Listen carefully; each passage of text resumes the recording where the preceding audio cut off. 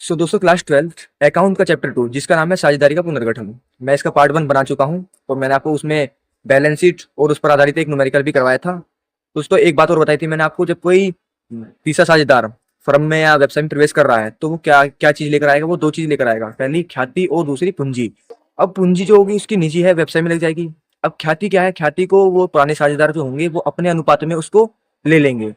अब ऐसा भी तो हो सकता है वो ख्याति जो है, वो जो पुराने साझेदार हैं उनकी मेहनत की एक तरह से लाभ है ना, तो उसको वो निकाल भी तो सकते हैं। तो वो निकालेंगे कैसे, मैं आज इस वीडियो में बताऊंगा।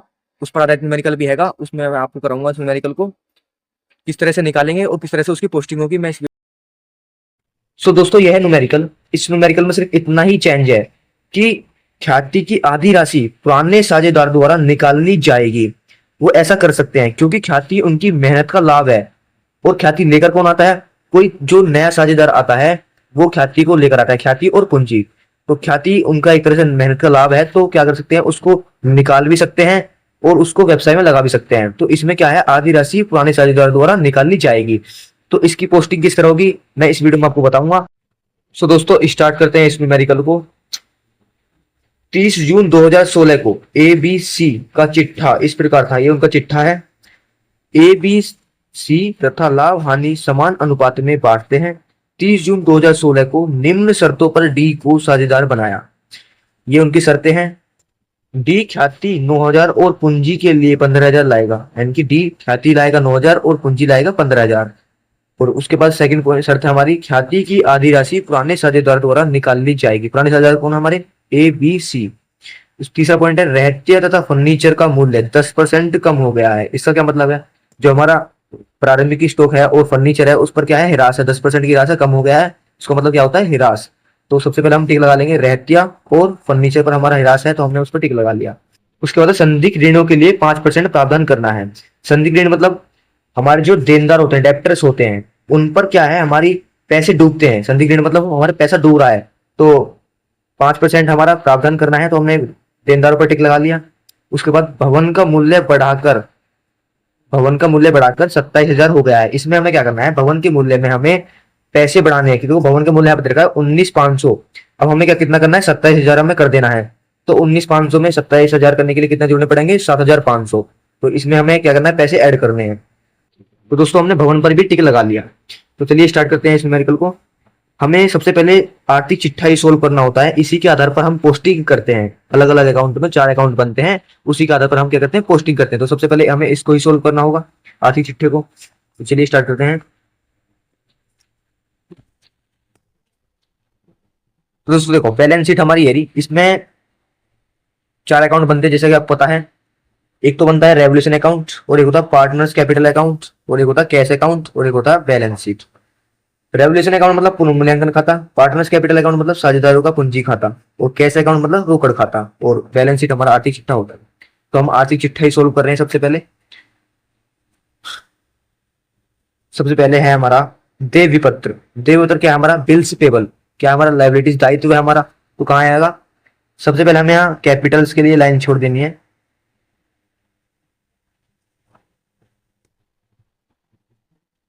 हमारे कितने साझेदार हैं, ए बी सी डी, ये हमारे क्या है, साझेदार हैं। उसके बाद हमने लिखना है बिल्स पेबल।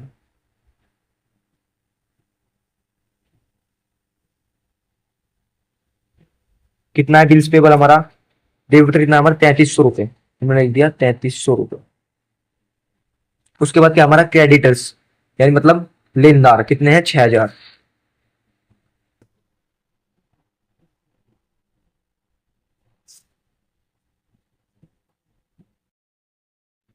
सो दोस्तों अब आती है हमारी पूंजी। ए बी सी हमारे तीनों साझेदारी की हमारी पूंजी दे रखी है, वो कहाँ आएगी, पार्टनर्स कैपिटल अकाउंट में आएगी। तो लिख लेते हैं। और पार्टनर्स कैपिटल अकाउंट के किस में आएगी, बाय में, बाय बैलेंस बीडी के नाम से। कितनी है, एक ही पूंजी कितनी है, एक ही पूंजी है 16,800, हमने लिख दिया 16,800। उसके बाद बी की पूंजी है 12,600, लिख दिया 12,600। उसके बाद सी की पूंजी है 6,000, हमने लिख दिया 6,000। और डी अभी हमारा आया नहीं कुछ भी, तो हमने डी पैस कर दिया। दोस्तों अब आती है हमारी असेस्ट, रोकड़। अब कैश का जितना भी काम है वो कहाँ होगा, कैश अकाउंट में होगा। अब लाभ हानि का जितना भी काम है हमारा रेवल्यूशन अकाउंट में होगा, और कैपिटल का जितना भी काम है हमारा पार्टनर्स कैपिटल अकाउंट में होगा। तो दोस्तों कैश कितनी देर की हमारी 600 रुपए, तो कहाँ आएगी वो, कैश अकाउंट में आएगी। किधर आएगी, टू में। तो टू बैलेंस बीडी कितने हैं, 600 रुपए। उसके बाद हमारा देनदार, डेप्टर्स कहाँ था हमारा, असेस्ट में आता है, तो हमने लिखते डेप्टर्स।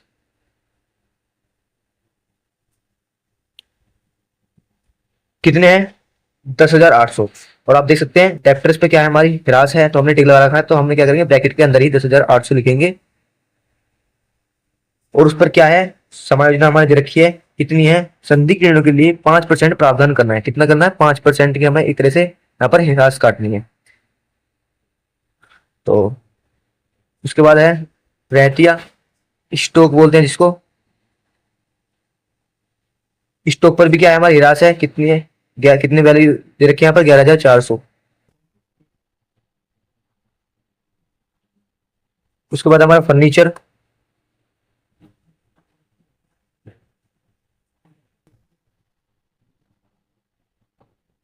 फर्नीचर की अमाउंट कितनी है, 2,400 रुपए। उस पर भी हिरास है, तो वो भी मैंने ब्रैकेट के अंदर लिखी। स्टॉक पर कितनी हिरास है हमारी, 10%। और फर्नीचर पे हमारी कितनी हिरास है, यहाँ पे दे रखा है रहतिया तथा फर्नीचर का मूल्य 10% कम हो गया, तो फर्नीचर भी 10% हिरास है। उसके बाद हमारा भवन, भवन पर क्या है, हमें पैसे ऐड करने हैं, तो पैसे ऐड करने ब्रैकेट के अंदर ही लिखेंगे इसको भी। 19,500 इसकी अमाउंट है, भवन की वैल्यू 19,500 अमाउंट है इसकी। और इस पे क्या करना है, पैसे ऐड करने हैं, कितने करने हैं, 27,000 हो जाए। तो 19,500 तो कितने ऐड करें इसमें, तो ऐड करेंगे कितना, 7,500 ऐड कर देंगे, तो कितना आ जाएगा, 27,000 आ जाएगा। तो चलिए अब हिरास का काम कंप्लीट कर लेते हैं। 5% डेप्टर्स, तो 10%, 10, 80 और 540, 540 इसका 5% हो गया। हमें क्या करना है, माइनस करना है, हिरास है तो माइनस करना है। उसके बाद ये भी हिरास है 10% स्टॉक पर, तो 1140 माइनस होगा ये भी। उसके बाद फर्नीचर पर भी हिरास है 10%, 240, 10%, 2400 का 10%, 240। और भवन पर हमने कर ही दिया है 7,500, ये हमें ऐड करने थे तो हमने ऐड लगा। तो दोस्तों 10,800 में से 540 गए, तो माइनस करेंगे तो कितना आएगा, 10,260। और स्टॉक में से 11,400 में से मतलब माइनस करना है 1,140, तो कितना आएगा, ये भी 10,260 ही आएगा। उसके बाद 2,400 में से 240 माइनस करेंगे तो कितना आएगा, 2,160 आ जाएगा भाई। उसके बाद 19,500 में 7,500 जोड़ेंगे तो कितना आ जाएगा, 27,000। तो दोस्तों अब इनकी हम पोस्टिंग करते हैं, और इनकी पोस्टिंग कहाँ होगी, लाभ हानि पोस्टिंग किस में होती है, रेवोल्यूशन अकाउंट में होती है, मैंने आपको बताया था। तो जो भी माइनस होंगे वो हमारे टू में आएंगे रेवोल्यूशन अकाउंट के, और जो भी प्लस होगा वो हमारा बाय में आएंगे रेवोल्यूशन अकाउंट के। उसके बाद 540 हमारा क्या है, माइनस है, तो कहाँ आएगा, रेवोल्यूशन अकाउंट के टू में। टू किस पर है, डेप्टर्स पर, तो हम लिखेंगे डेप्टर्स। कितना है, 540, कितने की राशि कटी में, 540। और दोस्तों आपको एक बात का यहाँ पर जरूर ध्यान देना है, यहाँ पर जितने की भी हिरास कटी है, ये 540 की हिरास कटी है यहाँ पे, तो वो 540 ही अमाउंट यहाँ पर आएगी, वो 10,260 नहीं आएगी, माइनस करने के बाद नहीं आएगी, केवल जितनी की कटी है वही डिजिट यहाँ पर आएगी। उसके बाद क्या है, स्टॉक, तो लिखते टू स्टॉक।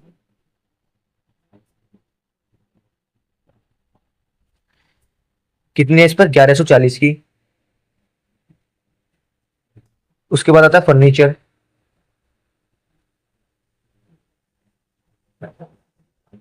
ये भी हमारी हानि है, कितनी है, 240 की। उसके बाद अपना भवन, भवन पे क्या करा है, देखो हमने भवन पे क्या करा है, हमने ऐड करा है कितना, 7,500, तो कहाँ लिखेंगे हम, बाय में, रेवोल्यूशन अकाउंट में, बाय भवन। कितना है, 7,500 ऐड किया था हमने, 7,500। उसके बाद इसका टोटल निकाल लेते हैं रेवोल्यूशन अकाउंट का। तो दोस्तों आप दोनों अमाउंटों में देखोगे कौन सी ज्यादा अमाउंट है। 7,500 ज्यादा अमाउंट है और ये 1920 ही है। तो 7,500 में दोनों लिखना है, जो ज्यादा होती है उसे दोनों लिखते हैं हम। यहाँ पे भी 7,500। उसके बाद टू बैलेंस जिधर कम होता है उधर ही हम क्या निकालते हैं, आंसर निकालते हैं। तो यहाँ लिखेंगे टू बैलेंस पीडी।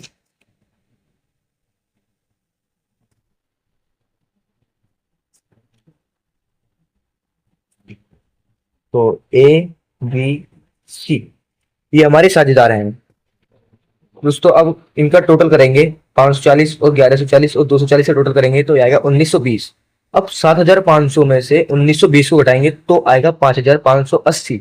अब उसको क्या है, हमारे जो तीनों पुराने साझेदार हैं वो अपने अनुपात में बांट लेंगे।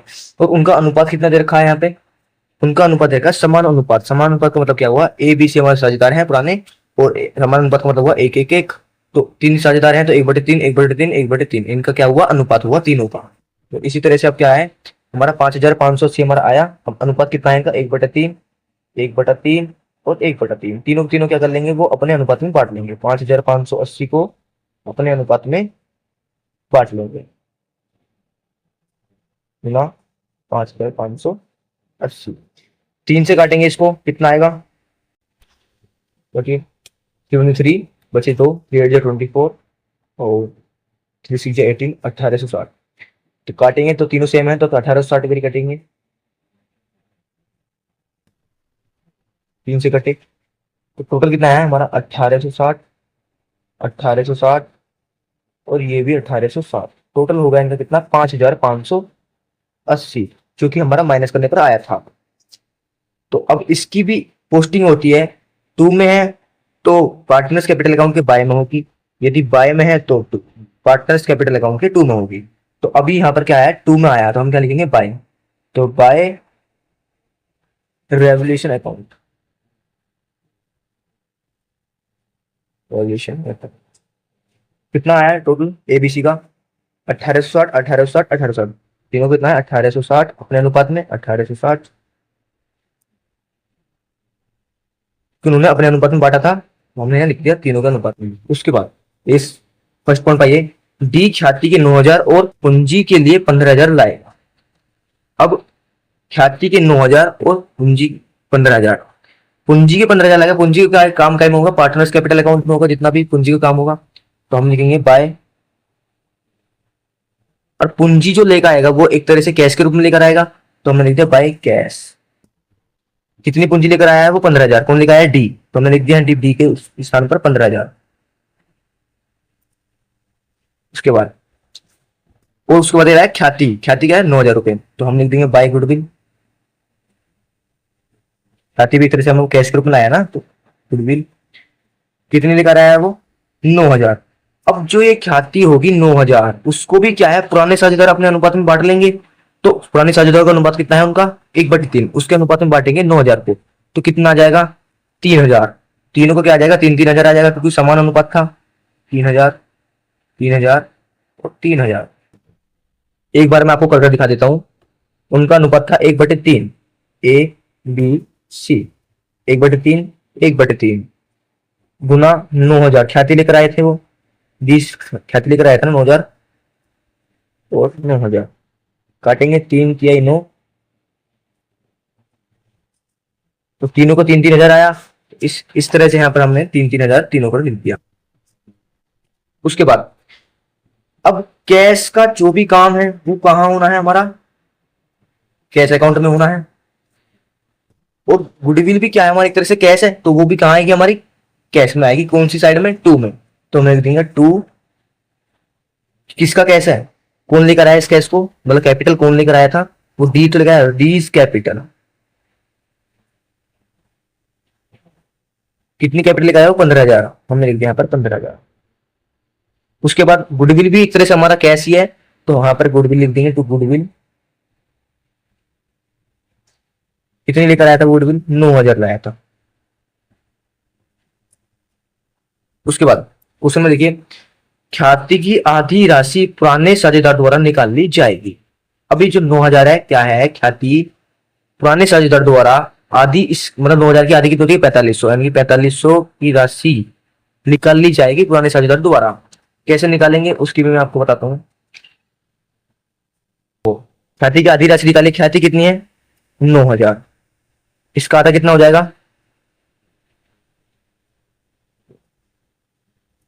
कितना हो जाएगा 4500।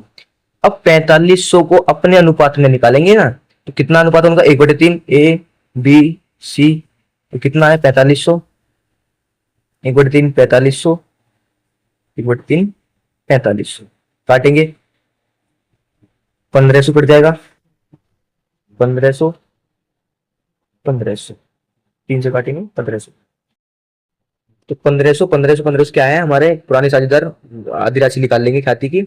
अब इसकी एंट्री कैसे होगी वो मैं बताता हूँ आपको। हमने गुडविल कहाँ लिखा, पार्टनर्स कैपिटल अकाउंट के बाय में लिखा। जस्ट इसके अपोजिट ही हमने क्या करना है, निकालने की एंट्री यहाँ पर हम टू में निकालने की एंट्री बनाते हैं। तो लिख देते हैं टू गुडविल, जस्ट इसके अपोजिट ही होता है निकालने का, जस्ट इसके अपोजिट जो हमने बाय गुडविल लिखा ना, तो वो टू में लिख जाता है। तो टू गुडविल कितने निकाली है 1500 1500 निकाली तीनों साझेदारों ने।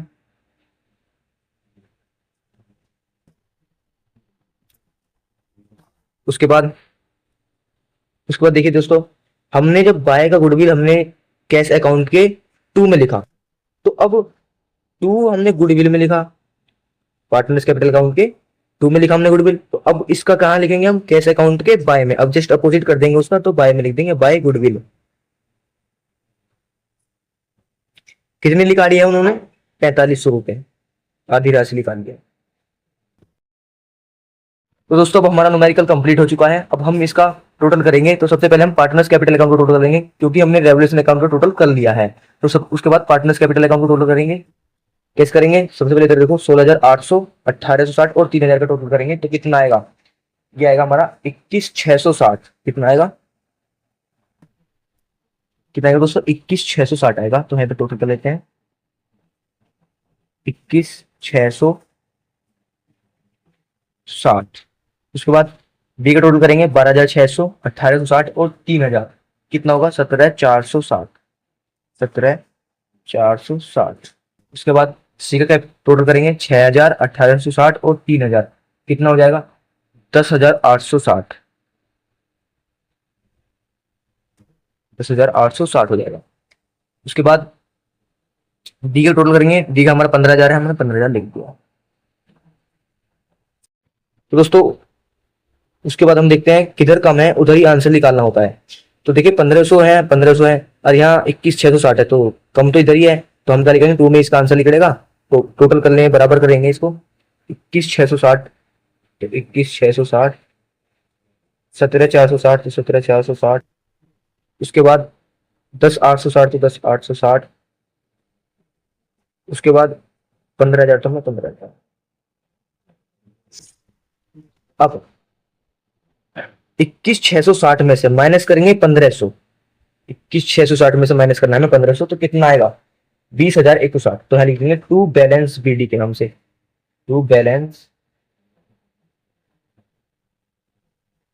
कितना आ जाएगा 660 में से हम 1,500 माइनस करेंगे तो कितना आएगा, ये आएगा हमारा 20,160। उसके बाद 17,460 में से माइनस करेंगे 1,500, कितना आएगा हमारा, ये आएगा हमारा 15,500 में से 17,460, 15,960। उसके बाद 10,860 में से माइनस करेंगे हम 1,500, तो कितना आएगा 9,360। उसके बाद 15,000, 15,000 हम लिख ही देंगे यहाँ पर। तो दोस्तों पार्टनर्स कैपिटल अकाउंट का हमने बैलेंस निकाल दिया है। अब हम कैश अकाउंट का बैलेंस निकालेंगे। देखिए टोटल लेते हैं, पहले ये 4500 है, ये तो कमी है, तो इसे टोटल करेंगे 15,000, 9,000 और 600 को टोटल करेंगे तो ये आएगा हमारा 24,600। कितना आएगा हमारा 24,600। तो ये तो 4500 तो कमी है, तो टोटल दोनों बराबर कर देंगे 24,600। अब जिधर कम है उधर ही आंसर निकालना है, तो 4500 यहाँ पर कमी है, तो बाय में हमारा आंसर आएगा। तो बाय बैलेंस पीडी कितना 24,600 में से 4500 माइनस करेंगे तो हमारा आ जाएगा 20,100।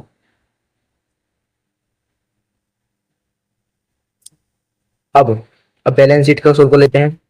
अब जो ये हमारा कैश आया, कितना आया है 20,100 कैश का बैलेंस आया। तो जो हमारा कैश आएगी वो असेस्ट में तो आती है, बैलेंस शीट के असेस्ट में ही तो आती है।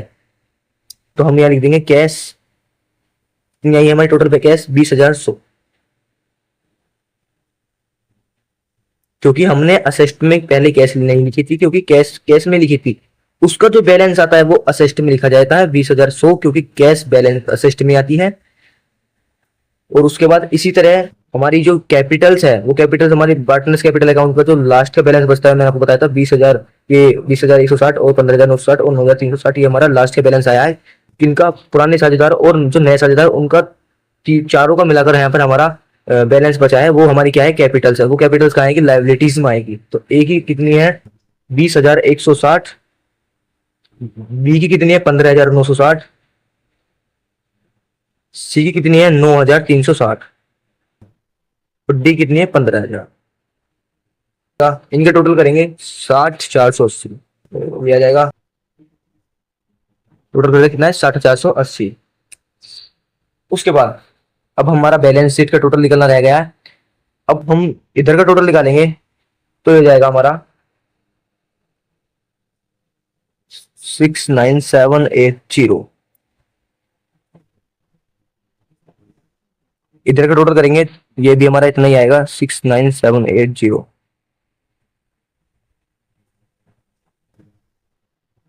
69,780, 69,780। दोस्तों आपको एक बात जरूर ध्यान रखनी है, आर्थिक चिट्ठे का जो बैलेंस आता है वो बराबर आता है।